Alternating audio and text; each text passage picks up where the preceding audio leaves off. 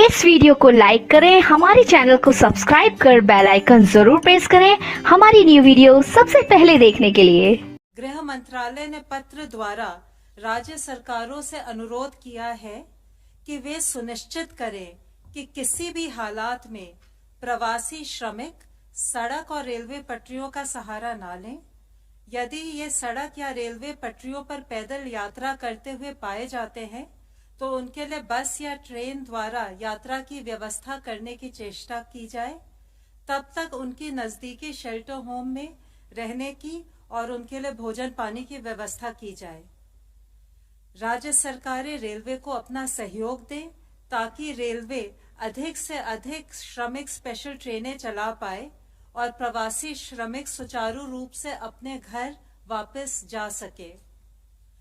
आज सुबह गृह मंत्रालय ने रेलवे और राज्य सरकारों के नोडल ऑफिसर्स के साथ वीडियो कॉन्फ्रेंस द्वारा स्पेशल ट्रेनों की समीक्षा की ताकि फंसे हुए लोग जल्द से जल्द अपने घर वापस आ सके। इस बात पर जोर दिया गया कि अगले कुछ हफ्तों तक रोज कम से कम 100 श्रमिक स्पेशल ट्रेन चलाई जाए जिससे श्रमिकों को वापस घर आने में कोई समस्या नहीं आए।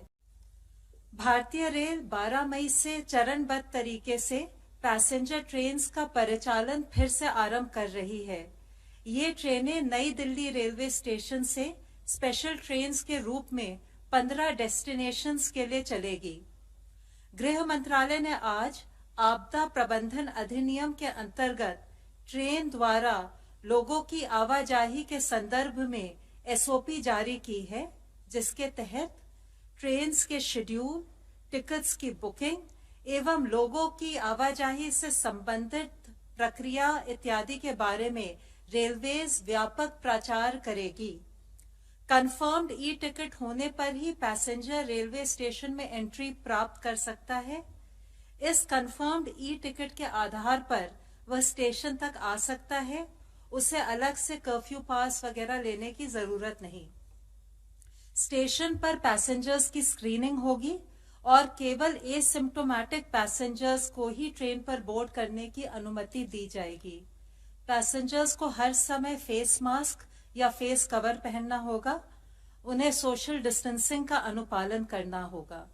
गंतव्य पर पहुंचने पर यात्री को राज्य सरकार द्वारा पारित किए गए हेल्थ प्रोटोकॉल्स का अनुपालन करना होगा। स्वास्थ्य मंत्रालय ने 8 मई को कंफर्म कोविड-19 पेशेंट्स के लिए एक रिवाइज्ड डिस्चार्ज पॉलिसी भी जारी की है। यह मिनिस्ट्री द्वारा ऑलरेडी इशूड गाइडलाइंस जो कि हमारे 3 टियर कोविड फैसिलिटीज और categorisation of patients based on clinical severity उसके साथ अलाइंड है। पहले जो क्राइटेरिया था कि या तो चेस्ट रेडियोग्राफ क्लियर होना चाहिए या 2 कॉन्जिक्यूटिव RT-PCR टेस्ट नेगेटिव होने चाहिए, उसके भिन्न होते हुए नई डिस्चार्ज पॉलिसी के अनुसार जो केसेस जो कि माइल्ड हैं, वेरी माइल्ड हैं या प्री सिम्टोमेटिक केसेस हैं और कोविड केयर फैसिलिटी में एडमिट हैं, अगर सिम्टम की शुरुआत के 10 दिनों में उनको 3 दिन तक फीवर ना हो तो उन्हें डिस्चार्ज किया जा सकता है। ऐसे समय में डिस्चार्ज से पहले टेस्टिंग करने की आवश्यकता नहीं है, लेकिन डिस्चार्ज के बाद भी 7 दिनों के लिए उन्हें होम आइसोलेशन का पालन करना पड़ेगा। इसके साथ ही जो केसेस मॉडरेट हैं और डेडिकेटेड कोविड हेल्थ सेंटर में एडमिटेड हैं, उनमें से जो पेशेंट 3 दिनों में रिजॉल्व हो जाते हैं जिनके सिम्टम, और जो बिना ऑक्सीजन सपोर्ट के रहते हैं यानी कि जिनका ऑक्सीजन सैचुरेशन अबव 95% है, ऐसे पेशेंट्स को सिम्टम्स के 10 दिनों के बाद डिस्चार्ज किया जाएगा यदि वह पेशेंट उनको कोई फीवर ना हो विदाउट एंटीपायरेटिक, उनको कोई ब्रेथलेसनेस के सिम्टम ना हो और उनको ऑक्सीजन की रिक्वायर्ड ना हो। लेकिन इसके साथ ही वह मॉडरेट पेशेंट जिनको फीवर 3 दिन में रिजॉल्व नहीं होता और वह ऑक्सीजन थेरेपी पर कंटिन्यू करते हैं, इन केसेस में पेशेंट्स को तभी डिस्चार्ज किया जाएगा जब उनके क्लिनिकल सिम्टम रिजॉल्व हो जाएं और लगातार 3 दिनों तक ऑक्सीजन सैचुरेशन मेंटेन करने की एबिलिटी हो। यह ध्यान देना चाहिए कि मॉडरेट संबंधित इन केसों में भी डिस्चार्ज से पहले टेस्टिंग की जरूरत नहीं होगी, लेकिन पेशेंट को डिस्चार्ज होने के बाद 7 दिन तक होम आइसोलेशन का पालन करना होगा।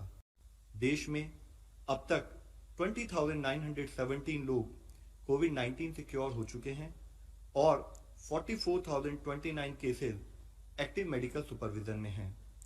पिछले 24 घंटे में अगर हम देखें तो पाते हैं कि टोटल केसेस में 4,213 केसेस का इंक्रीज नोट किया गया है, पर साथ में ही 1,559 पेशेंट्स क्योर भी हुए हैं। इस तरीके से हम देखें तो पाते हैं कि हमारा टोटल रिकवरी रेट अब 31.15% हो चुका है। कुल कंफर्म केसेस की संख्या इस समय 67,152 है। हम ऑनलाइन क्वेश्चन लेते हैं। There are some media reports today that religion-based mapping is being done. Is there any truth, Mr. Agarwal, in this? Sir, ऐसी कोई भी न्यूज है वह नितांत अनुचित है। It is a very irresponsible news. माननीय सुप्रीम कोर्ट ने क्लियरली कहा है कि कोई भी फेक न्यूज पब्लिश ना की जाए, प्रॉपरली फैक्ट्स चेक करते हुए न्यूज को पब्लिश किया जाए।